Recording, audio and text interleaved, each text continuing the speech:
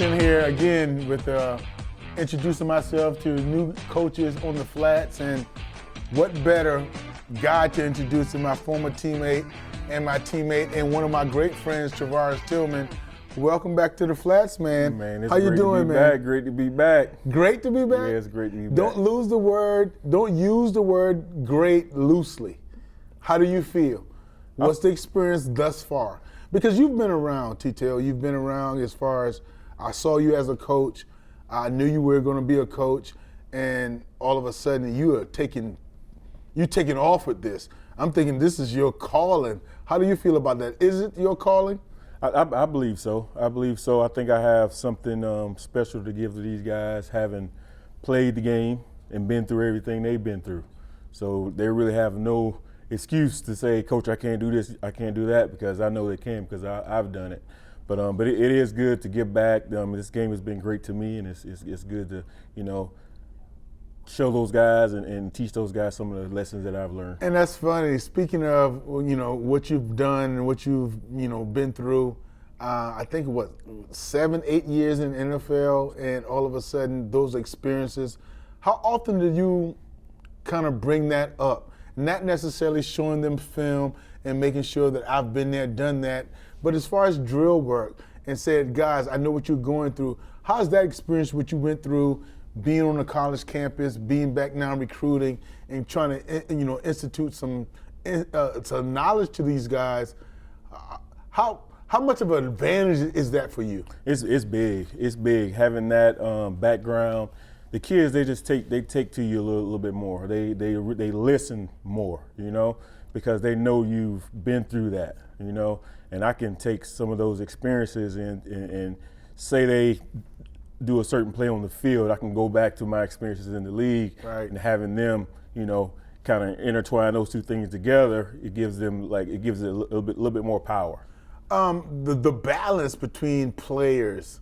Are you seeing more players are visual as far as chalkboard drawing it up, or actually getting out on the practice field and showing them that way? What's that balance as far as, getting to be able to coach different players different ways? You have to read the room. I mean, some guys, like you said, some guys are better on the board, some guys are better visual. I think kids today are probably more visual than board work. I mean, seeing parts move around, actually doing things, I think they pick up the plays and their techniques better that way than you just on a board, just drawing everything up. Not saying that the board isn't important. Right. I still think you still need to show those guys those things, because they do expect to go to the next level. They're going to have to do that in their interview, so you have to show them that as well. But I could say today's players probably more visual than they are. You and I have known each other for a long time. Skylar's 14. Atticus, I think, is your oldest son. He's 15 now. He's 15. The football aspect of it, are you pushing them towards it? Are you trying to restrain them from it? Are you trying to run them from it? What is your experience as far as your kid, your son? Not because you have your daughters as well. Yeah, your son, as far as the football aspect of it, and this violent, let's be clear, this violent sport we're dealing with. Right. I don't push at all. But I give them a taste of this, a taste of that, see what they want to do. I have a younger son who's 10 who's all in it. Right. So now that gives me the right to push him a little bit more. If he wants to get to that next level, he's got to be pushed. But if he's not really into that, I'm not going to just demand my oldest son to be doing that just because I did it. So I want him to enjoy his youth, do what he wants to do, and just encourage him in whatever his interests are. That's awesome. I have to take you here. And this is just because of me, because you called me up. How difficult was the decision to go GA with the Georgia Bulldogs? Okay, because Travares Tillman, 4-time starter with the Georgia Tech Yellow Jackets, 2-time ACC all ACC selection, a draft pick. You decided to go in GA for the UGA Bulldogs, and you called me up, and I disagreed with it. Yes, you did. Yes, you did. I disagreed with it. What went into that? Was the coaching passion and your future overriding everything, your steps. Just talk to me through that process because, again, our friendship is going to outweigh what you decided there because it's an excellent decision. But what went through that? Here's the thing. This profession is not the easiest to get into. So when opportunities knock, you just can't. You can't. Even if it's the boys. You can't let them pass it by. My some days. goodness. But here's what helped me out. What helped me out. My wife told me I look good in red, so that kind of helped a little bit. I thought you didn't have anything in red. A little bit. Coach Georgia Leary said we can't have anything. You're right. But that's just the path you have to take. I mean, once I finished the game, sometimes former players will look at like they're not going to work. They're not going to work hard at it. So I took the steps of going back to high school. So I coached high school ball for 4 years. Right. Had the opportunity to go to the team down the road. You're not calling that name The team anymore? down the road. at that time, the team down the road. Okay. But I had some great experiences. Met some Exactly. great coaches. Still got friends on that staff now. But it was just a process of me getting to where I am now. Showing that I can work hard. At this profession and be good at it.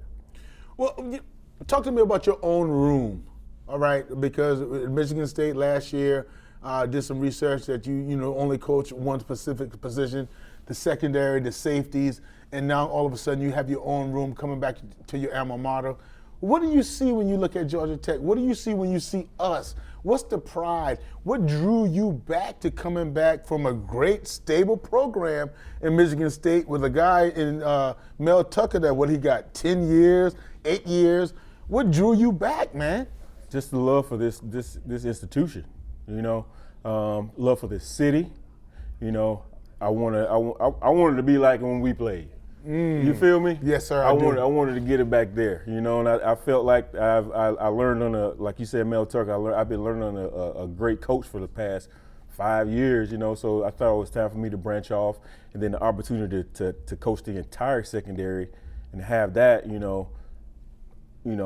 a part of me, Right. that kind of gives you credence as a coach when you can do your whole just do your whole room. Do your whole You know what I mean? Yeah. So but just coming back home, man. Coming back home, being with guys like you. I mean, I've run into so many former teammates, man. It's lovely, man. And Coach Collins is doing a great job here, man. And we're gonna get this thing turned around. Last thing for me, T-Tail. This is my my teammate, my friend, my really, really good friend, and it's good to catch up with you. NIL transfer portal. How has that changed the game, man? From a perspective as far as being recruited, when you got recruited, right, and now recruiting, how's that changed? It changes it. I mean, you got kids today, man. They're Without cheating. Exactly. So kids today are looking for that fast lick. You know what I mean? Which I mean, some kids come from situations where they need that extra money right now. You know what I mean? Yep.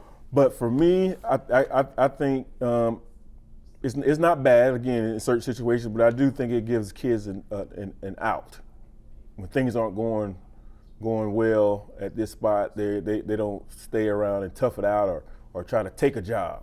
Right. They think the grass is green on the other side, so they try to go get that opportunity there. But with Atticus and Skylar, is meaning your oldest and my oldest, do we have an extra responsibility of teaching them competition and teaching them adversity before they cross that line to where they're going? Because it seems as though to me sometimes, T-Tail, that it's the easy way out. It's the easy way out. Do you see that as far as you've been in coaching along, way more than I have?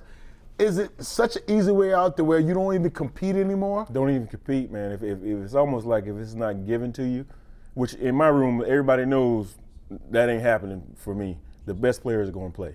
Right. Period. Wow. I don't care if you're a walk-on. I don't care if you started 3 years before I got here. If somebody's better than you, they're going to play. I want to win. I'm pretty sure they want to win too. Yeah. So that's my motto in that room. Best players are going to play. And do you do it old school style as far as a depth chart coming out of the spring? You remember when we were playing that at the end of the spring we had a depth chart, who started, and who was the starting position and all that. Do you do that, or they should know already? They know.